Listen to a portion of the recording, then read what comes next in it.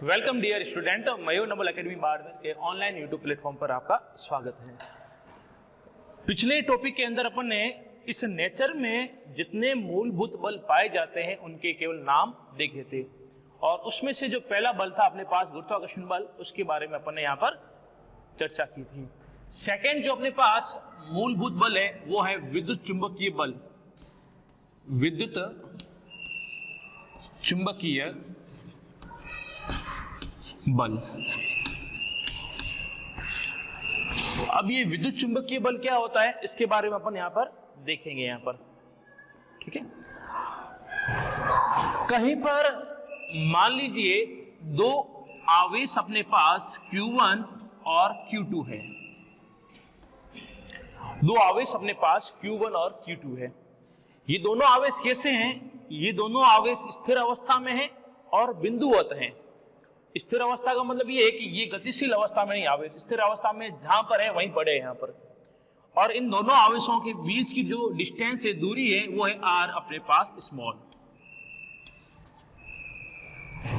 तो इन दोनों आवेशों के मध्य लगने वाला आकर्षण या प्रतिकर्षण जो बल होता है, कैसा आकर्षण या प्रतिकर्षण जो बल होता है वो होता है F।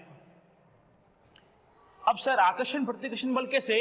तो आपने छोटी क्लासों में पढ़ा होगा कि समान आवेशों के मध्य हमेशा क्या लगेगा? प्रतिकर्षण लगेगा, और असमान आवेशों के मध्य हमेशा क्या लगेगा? आकर्षण। मतलब एक आवेश प्लस का है और एक आवेश प्लस का है, तो प्लस प्लस के मध्य हमेशा क्या लगेगा? प्रतिकर्षण लगेगा, और माइनस माइनस के मध्य भी क्या लगेगा? प्रतिकर्षण लगेगा। मतलब सजातीय आवेश या समान आवेशों के मध्य हमेशा प्रतिकर्षण बल कार्य करेगा। असमान आवेश का मतलब क्या हुआ? एक प्लस का एक माइनस का, या एक माइनस का एक प्लस का है, तो प्लस माइनस हमेशा आपस में क्या करेंगे? खींचेंगे। उनके मध्य हमेशा आकर्षण बल लगेगा। यहाँ पर मैं कहीं नहीं कह रहा हूं यहाँ पर ये आकर्षण बल है, ये प्रतिकर्षण बल है, या ये प्लस आवेश है या माइनस आवेश है, नहीं। आपने तो केवल इतना कहा है कि दो आवेश है अपने पास, बिंदुवत है, स्थिर अवस्था में Q1 और Q2। तो इनके मध्य लगने वाला आकर्षण या प्रतिकर्षण बल, ये बल कैसा भी हो सकता है, आकर्षण या प्रतिकर्षण कैसा भी है, सबके लिए एप्लीकेबल है ये। तो आकर्षण या प्रतिकर्षण जो बल है F वो समानुपाती है दोनों आवेशों के गुणनफल के, Q1 गुणा Q2, समीकरण नंबर 1, ठीक है। उसके बाद F समानुपाती 1/r², या मैं ये कहूं कि इन दोनों आवेशों के मध्य लगने वाला जो आकर्षण या प्रतिकर्षण बल है वो दोनों आवेशों के बीच की दूरी के वर्ग के व्युत्क्रमानुपाती है। बीच की दूरी के वर्ग के व्युत्क्रमानुपाती है। यदि मैं समानुपाती बोलूंगा तो मुझे बोलना पड़ेगा 1/r², इसको मैं पूरा एक ही मानूंगा, तो 1/r² के F समानुपाती है। और 1 ना बोल के केवल मैं r² बोलूंगा तो ये क्या है? व्युत्क्रमानुपाती है, समीकरण नंबर 2। तो कहने का मतलब ये हुआ कि जैसे से इनमें r बढ़ेगा तो F का मान क्या होगा? कम होगा। सीधी सी बात है, दो चीजें हैं, दो वस्तु हैं, उनके बीच की दूरी बढ़ेगी तो उनके बीच का जो बल है वो हमेशा घटेगा।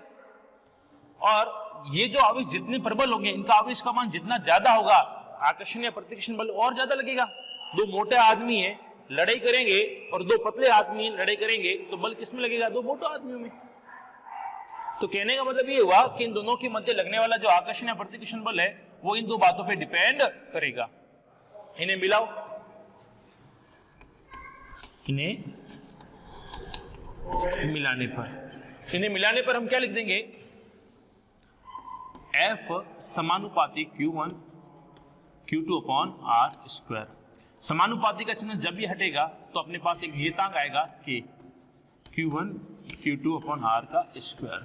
ये जो K है इसको बोलते हैं कूलाम नियतांक, क्योंकि ये नियम जो दिया कूलाम नहीं दिया, ये आप बाहरी क्लास में पहले चैप्टर पहले अध्याय में पढ़ोगे आप, इसको बोलते हैं कूलाम नियतांक। इसका मान था 9 × 10⁹9, इकाई हो जाएगी newton metre square upon coulomb का स्क्वायर। K यहाँ छोड़ा, r² यहाँ पर ले आओ, तो F × r², F की इकाई न्यूटन, r² की हो जाएगी metre square.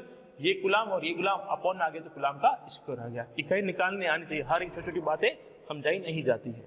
F = K Q1 Q2/r²। तो ये अपने पास जो है वो अपने पास एक विद्युत चुंबकीय बल बन गया है, ठीक है।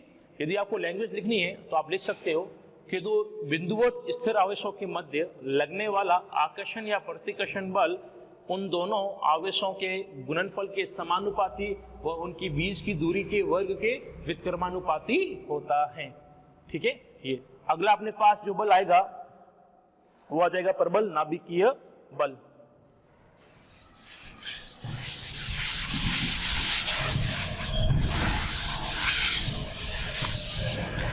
प्रबल नाभिकीय बल।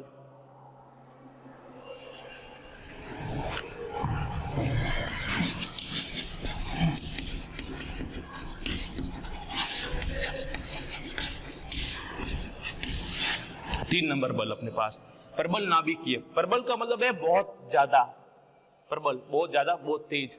नाभिकीय बल मतलब नाभिक के अंदर लगने वाला बल। सर नाभिक के अंदर कौन सा बल लगेगा? सर नाभिक के अंदर होता क्या अपने पास, नाभिक के अंदर दो चीजें होती है, एक होता है प्रोटॉन और होता है न्यूट्रॉन। आपने देखा होगा कि जो नाभिक है वो दो कणों से मिलकर बनी है, प्रोटॉन और न्यूट्रॉन, और ये दो कण हमेशा अलग अलग होने के बावजूद भी आपस में कैसे होते हैं? बंधे हुए होते हैं। तो इनको बांधे रखने के लिए जो बल काम करेगा उसको बोलते हैं प्रबल नाभिकीय बल। तो किसी भी परमाणु की नाभिक में प्रोटॉन और न्यूट्रॉन के मध्य लगने वाला जो बल है उसको बोलेंगे प्रबल नाभिकीय बल। किसी भी नाभिक में, किसी भी नाभिक में प्रोटॉन व न्यूट्रॉन के मध्य लगने वाला बल प्रबल नाभिकीय बल कहलाता है। इनको प्रबल क्या बोलते हैं यहाँ पर? क्योंकि आपने देखा होगा कि ये दो अलग अलग कण होने के बावजूद भी इनको अलग नहीं किया जा सकता, और यदि इनको अलग करना हो तो हमें बहुत अधिक, एक ह्यूज अमाउंट में, बहुत अधिक ज्यादा क्वांटिटी के अंदर हमें बल की रिक्वायरमेंट होगी, और इतना बल अपने पास अभी तक तो नहीं है यहाँ पर। इसलिए इसको क्या बोलते हैं? प्रबल नाभिकीय। मतलब इनको तोड़ने के लिए हमें बहुत अधिक बल की आवश्यकता होगी, तो वो अपने पास अभी नहीं है। तो ये इतने ज्यादा तेज बलों से ये आपस में क्या हुए? बंधे हुए, इसलिए इसको क्या बोलेंगे? प्रबल नाभिकीय बल बोलेंगे। अब इसकी क्या विशेषताएं होती है यहाँ पर? तो सुनना, ये जो प्रबल नाभिकीय बल होता है, प्रबल नाभिकीय बल विद्युत चुंबकीय बलों से 100 गुना अधिक होता है। वापस, जो प्रबल नाभिकीय बल है विद्युत बल से 100 गुना अधिक प्रबल होता है, और इनकी जो रेंज होती है वो कैसी होती है? लघु होती है। ये लघु परासी बल होते हैं। कैसे? लघु परासी। लघु परासी का मतलब ये केवल परमाणु के नाभिक के अंदर ही लगता है, नाभिक के बाहर इस बल का कोई अस्तित्व यहाँ पर नहीं होता है। ठीक है, और ये बल जो है वो नाभिक के अंदर ही लगते हैं, और प्रबल नाभिकीय बल जो है वो न्यूक्लियनों के बीच मेसोन के विनिमय से उत्पन्न होते हैं, या मेसोनों के विनिमय से उत्पन्न होते हैं। यहाँ पर ना, मेसोनों के विनिमय से उत्पन्न। ठीक है, तो ये अपने पास हो गया प्रबल नाभिकीय बल। अगला जो है इसमें अपने पास है वो है दुर्बल नाभिकीय बल। अब चौथा नंबर और लास्ट इतना है वो है दुर्बल नाभिकीय बल।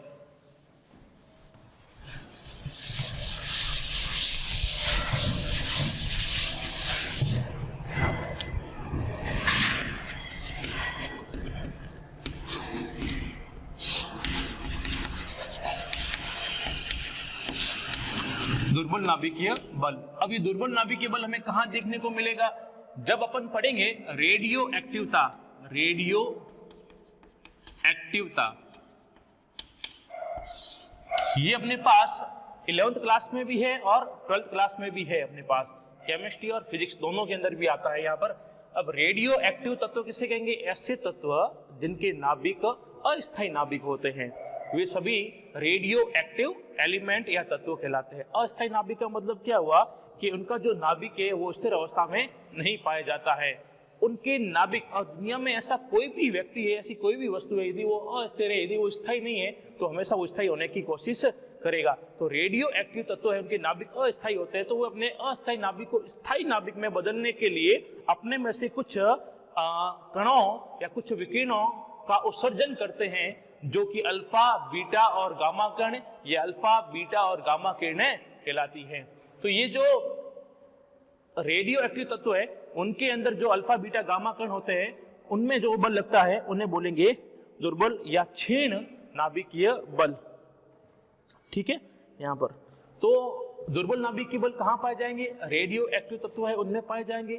क्योंकि रेडियो एक्टिव तत्वों का जो नाभिक होता है वो अस्थायी नाभिक होता है और इनके अंदर अल्फा बीटा पार्टिकल पाए जाते हैं, गामा पार्टिकल पाए जाते हैं और ये हल्की सी एनर्जी पर ये अपने में से अल्फा बीटा और गामा पार्टिकल निकाल देते हैं, क्योंकि इनका जो बाउंडेशन होता है कैसा होता है, दुर्बल होता है, इसलिए इसको क्या बोलेंगे, दुर्बल नाभिकीय बल कहा जाता है।